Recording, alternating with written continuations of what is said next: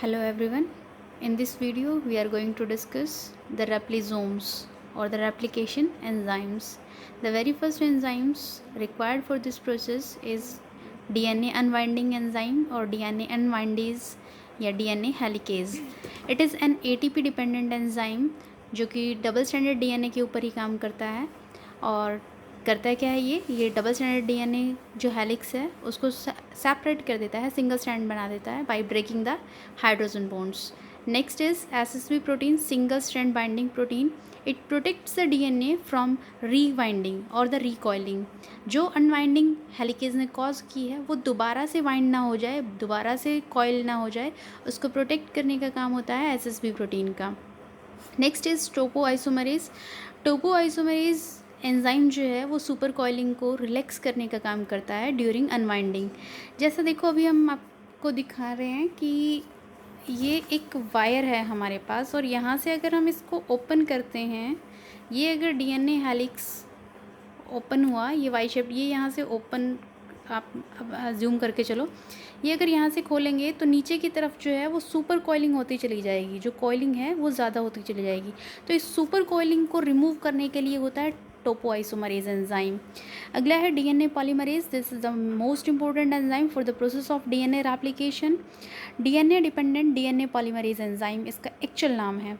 In prokaryotes DNA polymerase जो है वो 3 टाइप्स के होते हैं, डीएनए पॉलीमरेज 1, 2 एंड 3।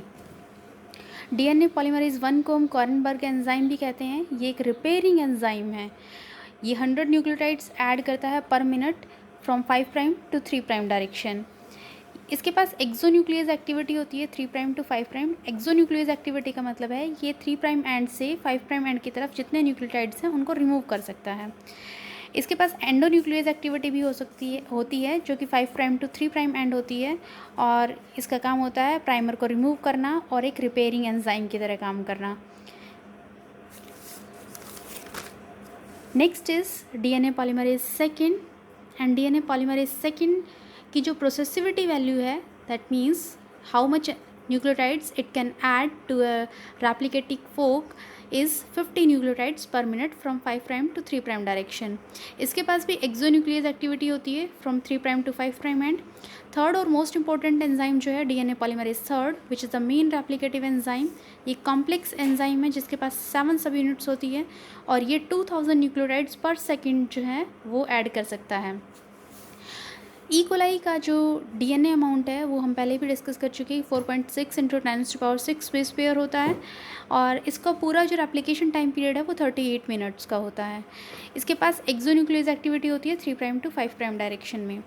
यूकैरियोट्स में अगर हम रेप्लिकेटिव एंजाइम की बात करें तो वहाँ पर डीएनए पॉलीमरेज जो है वो 5 टाइप के होते हैं। DNA polymerase alpha, beta, gamma, delta, epsilon.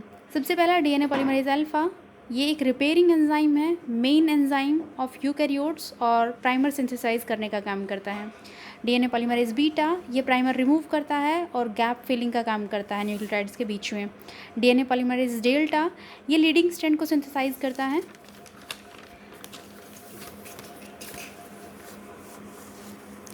Next one is DNA polymerase epsilon, synthesise the lagging strand. और डीएनए पॉलीमरेज गामा, इसका कोई स्पेसिफिक फंक्शन अभी तक पता नहीं है। कुछ इंपॉर्टेंट क्वेश्चंस बता देते हैं इसके। तो एक जो इम्पोर्टेंट क्वेश्चन होता है कि डीएनए पॉलीमरेज थर्ड जो है वो प्राइमर को रिमूव नहीं कर सकता है। क्यों नहीं कर सकता है? क्योंकि इसके पास 5 prime to 3 prime exonuclease activity जो है वो नहीं होती है। नेक्स्ट है कि डीएनए पॉलीमरेज 1 जो है not involve in polymerization of daughter strand of DNA. ऐसा क्यों होता है? क्योंकि इसकी प्रोसेसिविटी वैल्यू जो है वो बहुत कम होती है and because of this reason it can not act as a polymerization enzyme. Thanks and have a good day.